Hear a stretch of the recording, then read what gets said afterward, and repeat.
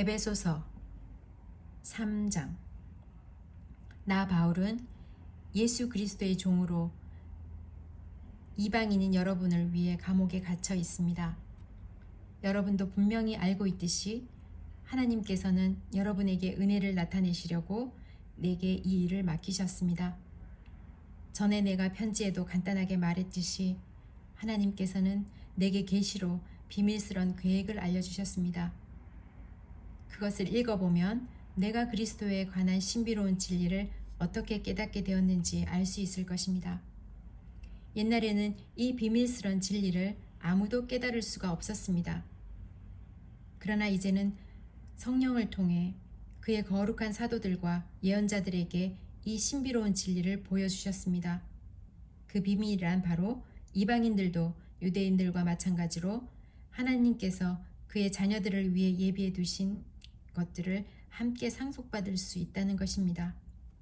이방인들도 유대인과 함께 한 몸을 이루는 지체가 되었기 때문에 예수 그리스도 안에서 하나님께서 약속하신 것을 함께 누리게 되었습니다. 이것이야말로 하나님께서 이방인들에게 주신 기쁜 소식이 아니겠습니까?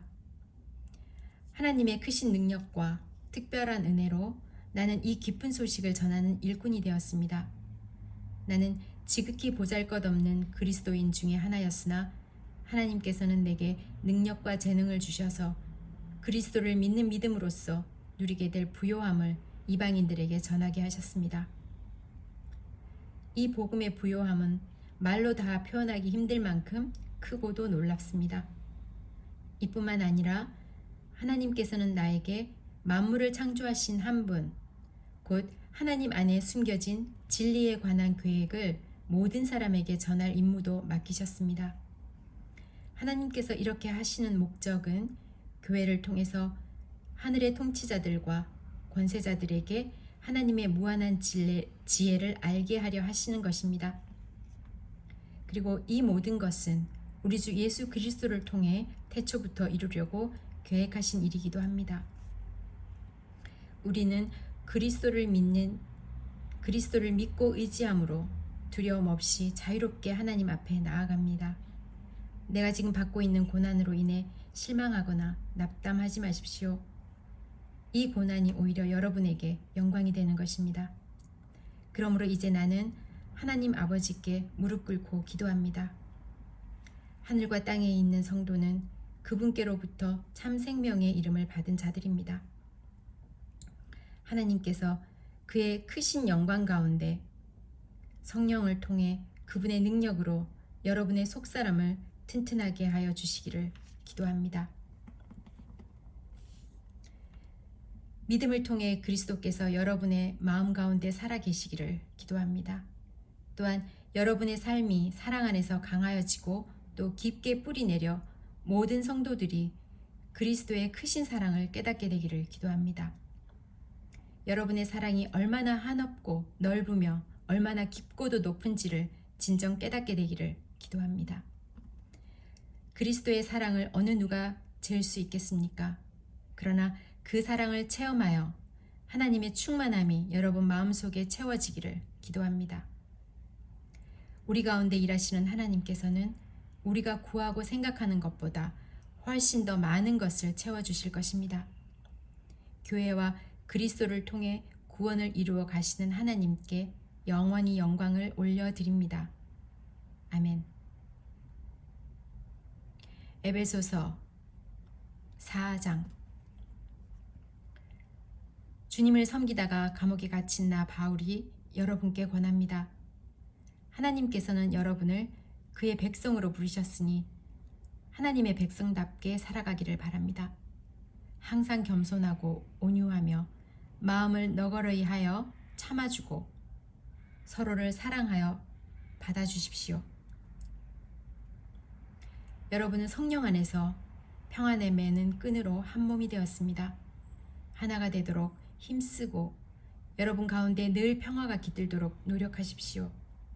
여러분은 한 몸입니다.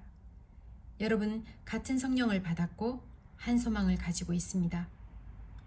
우리 주님도 한 분이시며 믿음도 하나고 세례도 하나입니다.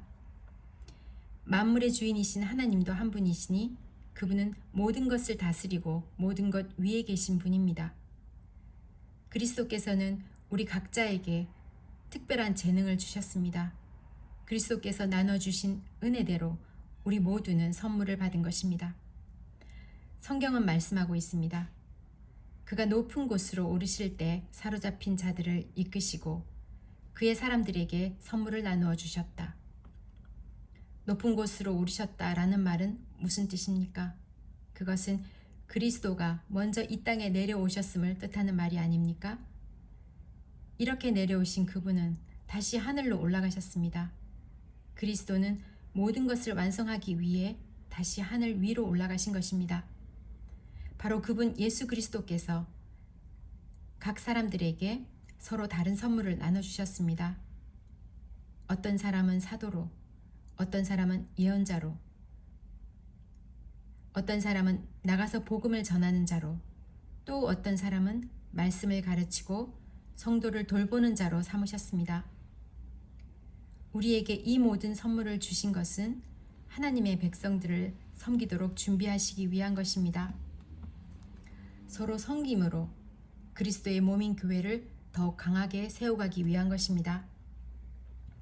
이렇게 할 때 우리 모두는 하나님의 아들을 믿고 아는 일에 하나가 되어 그리스도를 닮은 온전한 사람으로서 성숙한 그리스도인이 될 것입니다.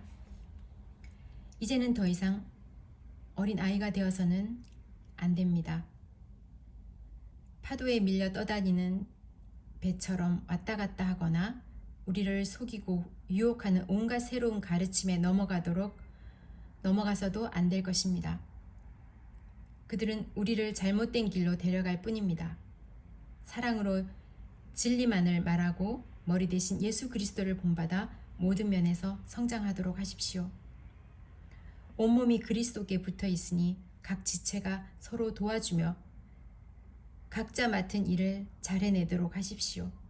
그러면 온몸이 건강하게 성장하여 사랑 안에서 더욱 튼튼히 서게 될 것입니다. 이제 나는 주님의 이름으로 여러분에게 강하게 권고합니다. 믿지 않는 사람들이 생각하고 행동하는 것처럼 살지 마십시오. 그들은 깨닫지 못하고 듣기도 거부하니 할 수도 없습니다. 그들에게는 하나님의 생명이 없습니다. 그들은 부끄러워할 줄 몰라서 악한 일을 일삼고 점점 더 방탕한 생활 속으로 빠져들고 있습니다. 그러나 여러분은 그리스도에 관해 그렇게 배우지 않았습니다. 나는 여러분이 진정 그분의 말씀을 들었고 또 배웠으므로 진리 되신 그분 안에서 살고 있다고 확신합니다. 옛 모습을 벗어버리십시오. 옛사람은 한없이 욕망으로 점점 더 눈이 어두워져 더 악하고 더러운 모습이 될 뿐입니다. 여러분은 마음을 새롭게 하라는 가르침을 들었습니다. 이제는 새 사람이 되어 하나님의 모습처럼 선하고 거룩하게 살아가십시오. 거짓말을 하지 말기 바랍니다. 우리는 한 몸에 속한 자들이니 서로를 진실하게 대하십시오. 화가 나더라도 죄를 짓지 말며 해가 지기 전에 화를 풀기 바랍니다. 그렇지 않으면 사탄이 여러분을 공격할 수 있도록 놔두는 것이 됩니다. 도둑질하는 사람이 있으면 도둑질을 그만두고 새로운 마음으로 일을 시작하십시오. 그 손으로 열심히 일하여 오히려 어려운 사람을 도우며 살아가십시오. 말을 하려거든 남의 험담을 하지 말고 다른 사람을 칭찬하는 유익한 말을 하십시오. 여러분의 말을 듣는 사람들이 도움을 받을 것입니다. 하나님의 성령을 슬프게 하지 마십시오. 하나님께서는 마지막 날에 여러분이 구원받을 것을 보증하시기 위해 우리에게 성령을 보내주셨습니다. 원한을 품거나 화내지 마십시오. 가시돋친 말로 다른 사람의 마음을 아프게 하지 마십시오. 친절히 대하고 사랑과 온유함으로 하나님이 그리스도 안에서 여러분을 용서하신 것 같이 서로를 용서하십시오.